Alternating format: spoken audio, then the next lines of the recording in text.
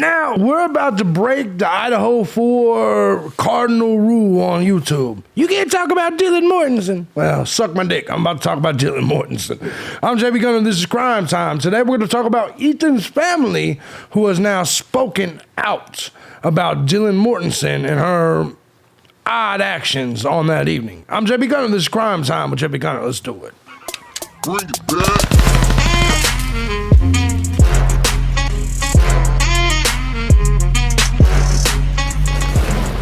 What's going on, everybody? As you guys know, I'm JB Gunner, and this is Crime Time with JB Gunner. Before we get started, I want to say first and foremost, thank you to everybody that supports the channel, regardless of the method you choose, whether it's Cash App, Patreon, Venmo, PayPal. Truth is, guys, I couldn't do this each and every day as often as I do without you, the Gun Squad. So thank you guys so much. With that being said, if you too want to support the channel, if you find my content valuable, feel free to hit the links down below. Show your boys some love. Join the Gun Squad today, because we all know YouTube demonetizes most of my shit and takes it down and all that. You guys are who funds this work. With that being said, while you're down there, make sure you subscribe to all of the other channels that's down there, whether it be my politics channel if you're not a snowflake, my other live stream channel, my gaming channel if you like that, my Twitter, just in case this channel ever goes down, you'll know where to find me. We also got a Discord down there that you could also join if you want to join the Discord. All right, guys, with that being said, we're going to jump right into this. Now, you guys know my position. I don't believe the story that Dylan Mortensen gave. I don't believe what most of you people believe, that Dylan Mortensen was frozen in fear for 8 hours. I'm sorry. And more information comes out that kind of shows that I might be on the right track. I may be questioning the right things, and it's not just me questioning it. No matter how many times Steve Gonsalves comes out here and says, don't question Dylan Mortensen. Well, there's other parents that are questioning. There's other families that are questioning Dylan Mortensen. And we're going to talk about that right here, right now, because the family of Idaho murder victim Ethan Chapin questions why surviving roommate Dylan Mortensen didn't call, make sure I'm over here. All right. Didn't call the cops after hearing crying and screaming, and claims she called all of the girls in the house rather than 911. So let me get this straight. Dylan Mortensen heard crying and screaming and called all the girls that night instead of 911. That's interesting. I know that if I heard crying and screaming in my house, number one, I would go check it out, but I'm also a dude. But if I wasn't a dude, I would at some point call 911. And it kind of alters the entire concept of her being frozen in fear. Because if she was frozen in fear, how, just like I said about her calling her friends to the house the next day, how in the fuck was she able to call the people in the house? All of you guys say PTSD, all that type of shit. She was just frozen for 8 hours. How is this possible? Okay? Let's go ahead and continue on. Ethan's sister-in-law posted comments on Reddit after the murders took place. She claims that Dylan Mortensen called her roommates rather than the police. Mortensen said she heard screaming and crying on the night of the murders. Now, let me make this very clear. This is unconfirmed to the best of my knowledge at this point.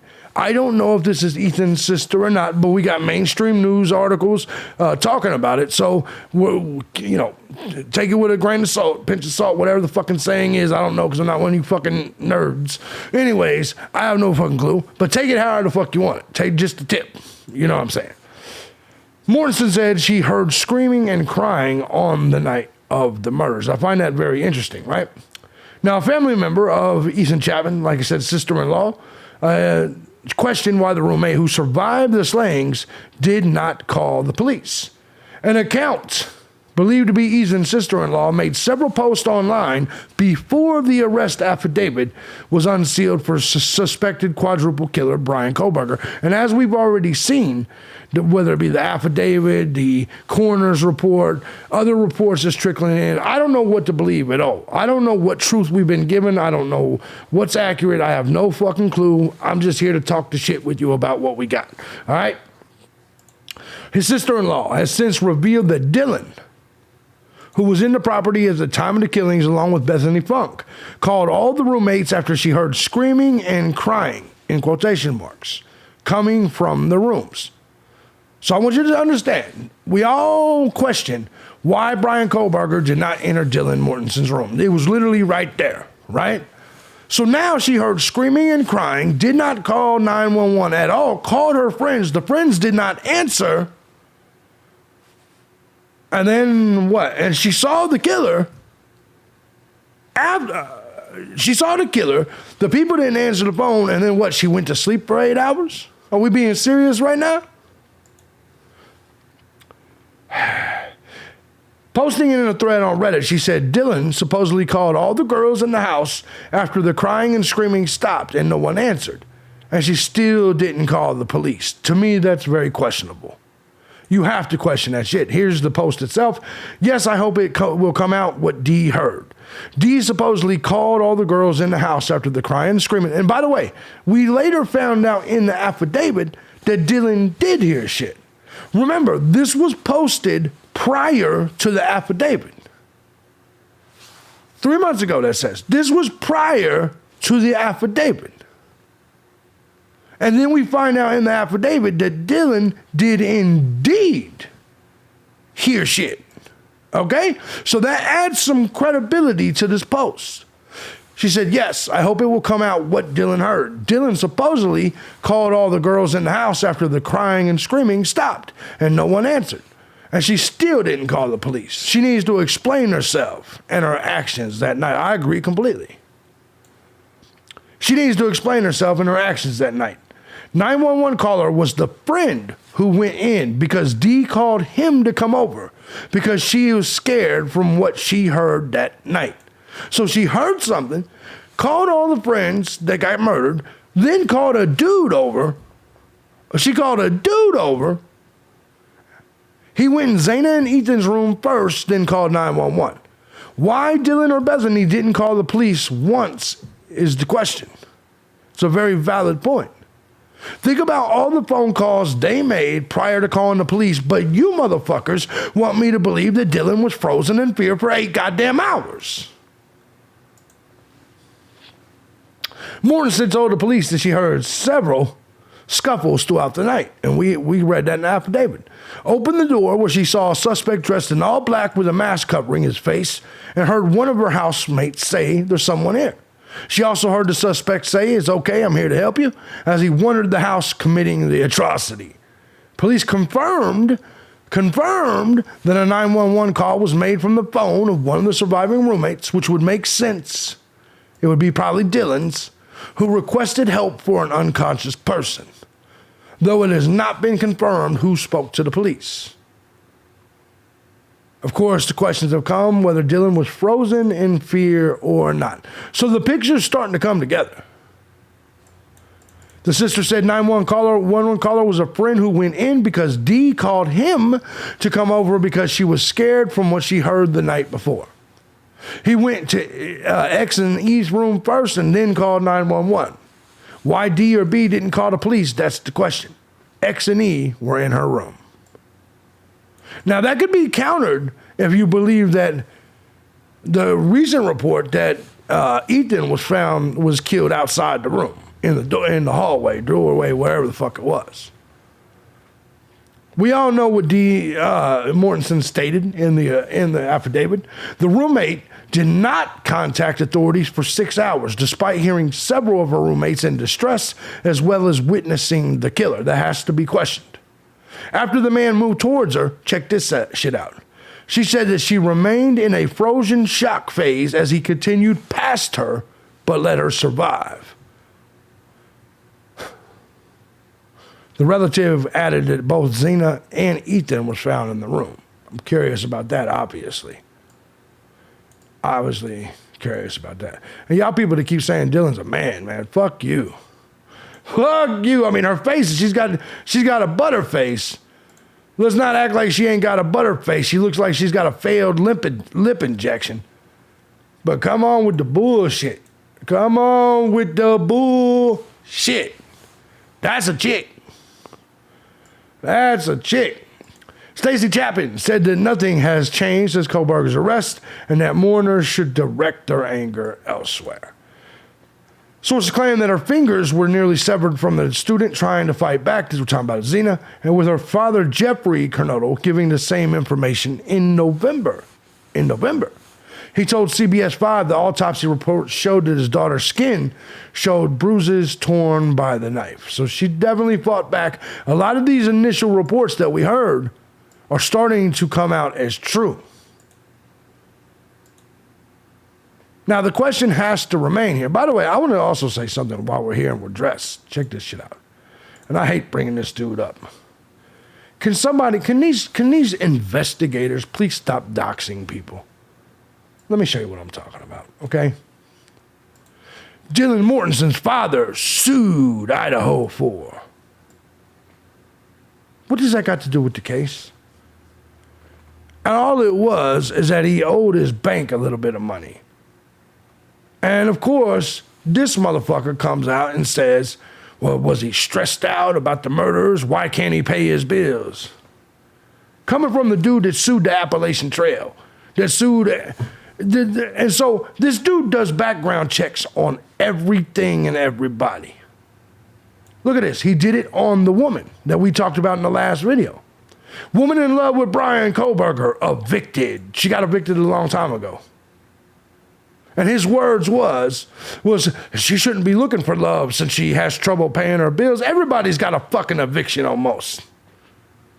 So people that at one point in time in their life had an eviction shouldn't want to fuck. Are you weird? What the fuck is wrong with you? But all this is his opportunity to dox people's history. That's all this dude is he doxes people. If you look at everything, it's constant records. Constant records. Don't believe me? I'm going to keep showing you. Let me show you this. Oh, oddly, he's standing outside Quentin Simon's home. The goddamn kid's dead. Bethany Funk family tree. Just doxing the survivors. The whole family tree. And you motherfuckers think this is all right? You think this is investigating? You think this is all right? Dylan Mortensen, family tree.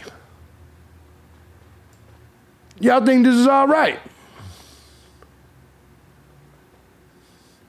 Did Brian Koberger travel to Utah to see Dylan Mortensen? That's where he's doxing someone else in Dylan's family.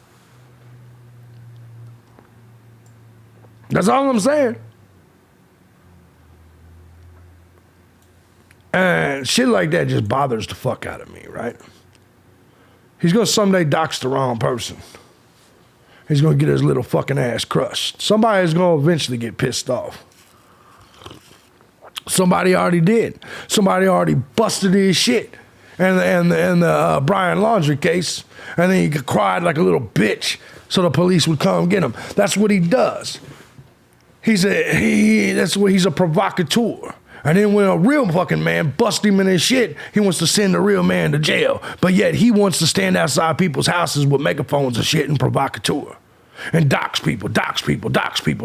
I've seen him on his community tab and in his videos do it over and over and over and over and over and over again.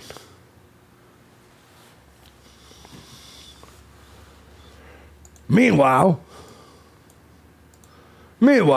he openly says, "Dear criminals, I'm your worst barbecue Becky. Permit Patty. I'll expose you on YouTube 24/7, 365. All you'll do is dox people. You're not exposing shit. Say no to crime," says this guy, who put his head on a woman's body.